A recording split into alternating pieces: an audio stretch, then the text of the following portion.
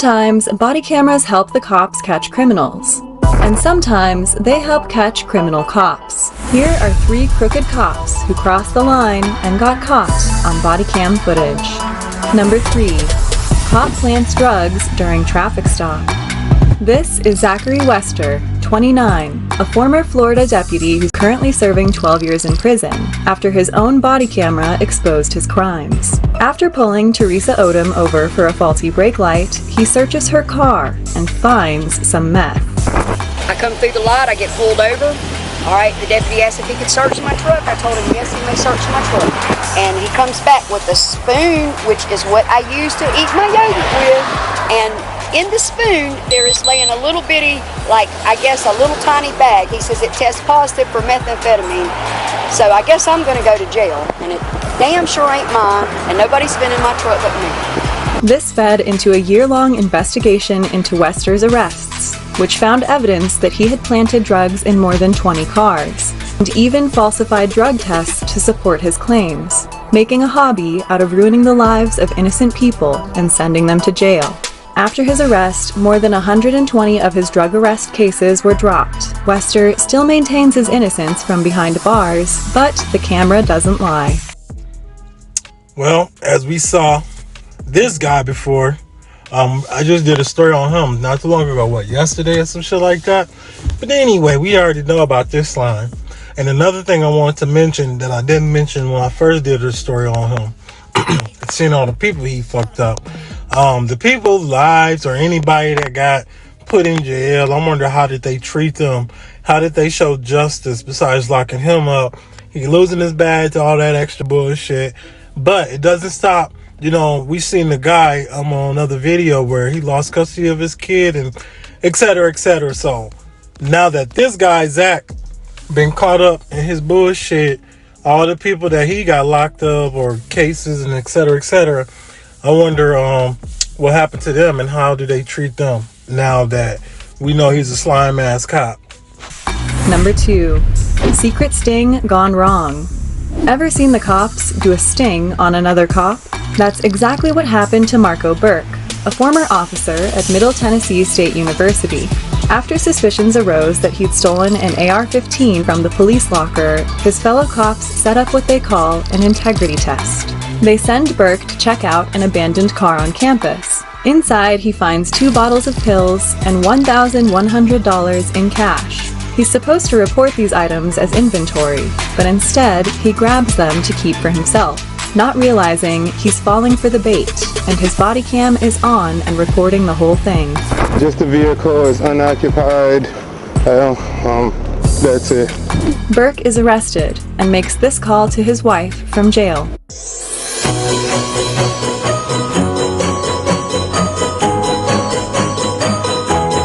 I got caught up in something, and I got in trouble. I know what I did. He did his thing, and I got caught. So Burke was ultimately found guilty of theft, misconduct, tampering with evidence, and false reports to an officer.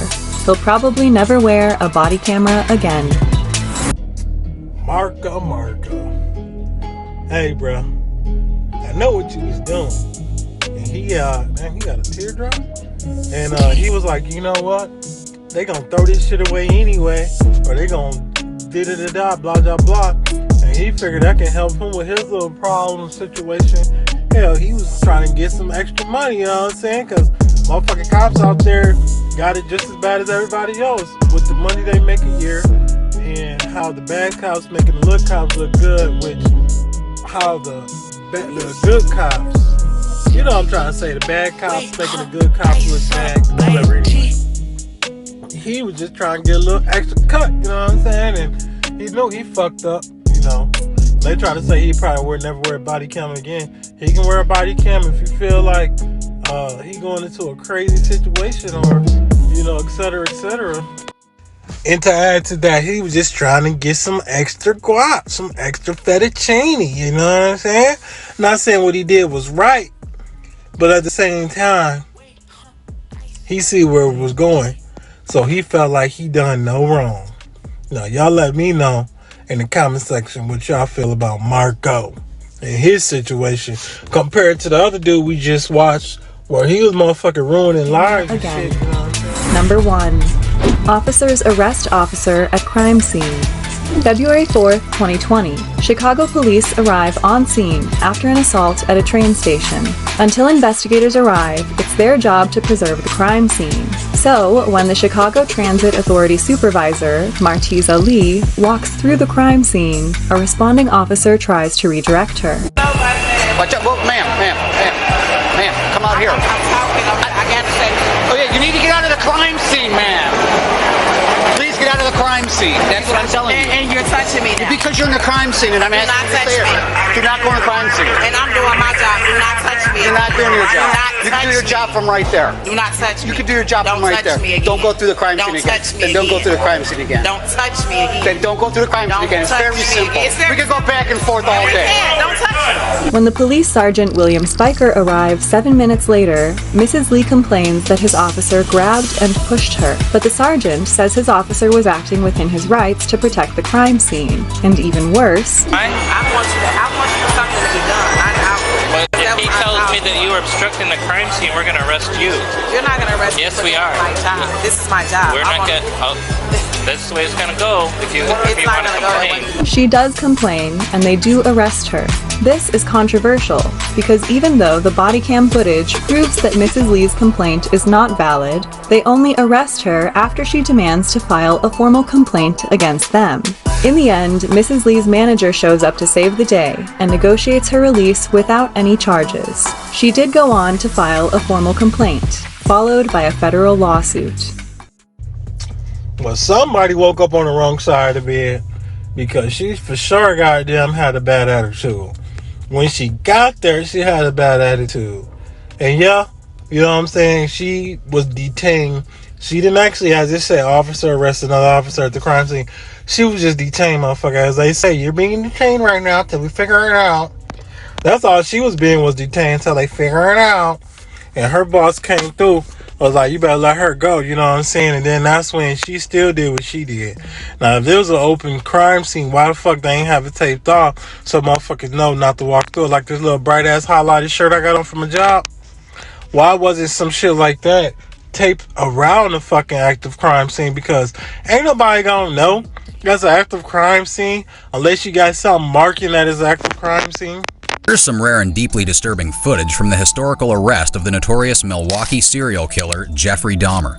Police removed boxes and boxes of body parts, evidence of what appears to be a psychopathic mass murder.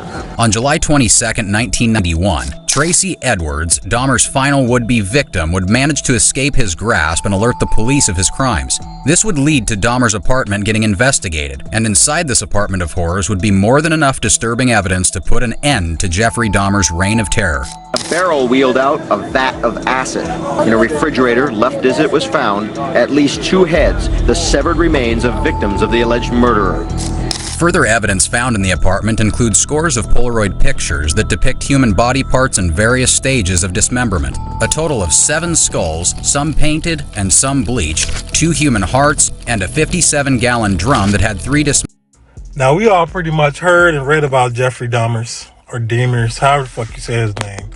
And then when I first heard about this guy, I honestly thought he was made up, because a lot of shit is made up that I hear, where some shit do have facts behind it. But when Netflix did what they did and actually looked his ass up and seen how crazy this motherfucker was, I just feel bad for people who was looking and searching, you know what I'm saying, for so long and had no answers.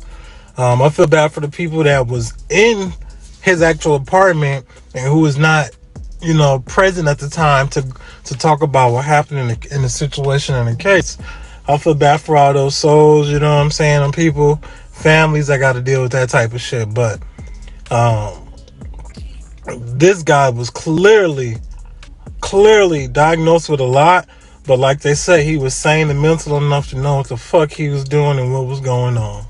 And then he out here got all these body parts here and there, decapitating heads and shit, and keeping dicks and ass and balls and shit like that. Like, what would make someone to come into a house like that? I know the motherfucker had to smell, and it didn't have a good smell, so it's like, How the fuck y'all up here, you know what I'm saying, not just going into his crib, knowing exactly who the fuck and what type of shit, you know, he got going on in there. I know it did not smell like a men's place or a bachelor pad. I know that shit had to smell like a whole bunch of rotten asses, and I do not want to say what else. So my thing is, how long does it, I don't know really, because this is just some sick shit when you really look and think about it. Like, damn, he was really on some slime sick ass shit. Like how he was acting and shit. 7-gallon drum that had 3 dismembered torsos dissolving in acid solution. The volume of evidence mounted, a huge metal pot. Police sources say there were human parts inside. Videotapes, knives, anything that might even be remotely connected with the killings were packed up and carried out by investigators. But the shocking, gruesome evidence came out in the middle of the night. The boxes with body parts inside, the refrigerator loaded with severed heads, a large barrel with acid inside, and the almost unbelievable statements from a police lieutenant in charge. From our investigation, we feel that this individual strongly is involved in other homicides. We have taken evidence out of the building by the medical examiner to be examined. At the very moment this public statement was being made, some private statements were being made in a police interrogation room. According to police sources, Jeff Dahmer was telling them about the killings. How many? 14, 15, maybe more. The question now is the identity of the victims, whose heads, hands, and genitals were saved in the apartment. Dentists and doctors have already started the grisly effort. So far, no identities have been determined. The identities of Dahmer's victims wouldn't remain a mystery for much longer, however, as he would quickly confess to having murdered 16 young men while he lived in the state of Wisconsin. Experienced homicide detectives say the killings have a sexual component. The male victims allegedly killed by a 31-year-old man, Jeffrey Dahmer, a man with a criminal history of sexual assault of a teenage boy. Yet no one expected the overnight discovery. The next thing I know, I heard the police open the refrigerator door, and they said it was a dead body in there. Police have been here all day, pulling any potential evidence from the apartment and retrieving more possible human remains from a dumpster and on the ground behind the apartment. Authorities are assembling a criminal case against Dahmer, and in doing so, the district attorney is asking any potential witnesses or assault victims to come forward. The case built against Dahmer would prove to be very successful. Although he was diagnosed with borderline personality disorder, schizotypal personality disorder, and a psychotic disorder, he was found to be legally sane at his trial and was sentenced to 15 terms of life imprisonment. Life imprisonment with parole eligibility to be 70 years after the inception of that sentence to be consecutive to count 14. The point is that the sentence is structured in such a way that this defendant will never again see freedom. And then he out here got all these body parts here and there, decapitating heads and shit, and keeping dicks and ass and balls and shit like that. Like, what would make someone to come into a house like that? I know the motherfucker had to smell, and it didn't have a good smell. So it's like, how the fuck y'all up here, you know what I'm saying, not just going into his crib, knowing exactly who the fuck and what type of shit, you know, he got going on in there. I know it did not smell like a men's place or a bachelor pad. I know that shit had to smell like a whole bunch of rotten asses, and I do not want to say what else. So my thing is, how long does it, I don't know really, because this is just some sick shit when you really look and think about it. Like, damn, he was really on some slime sick ass shit. Like how he was acting and shit. I don't know, man.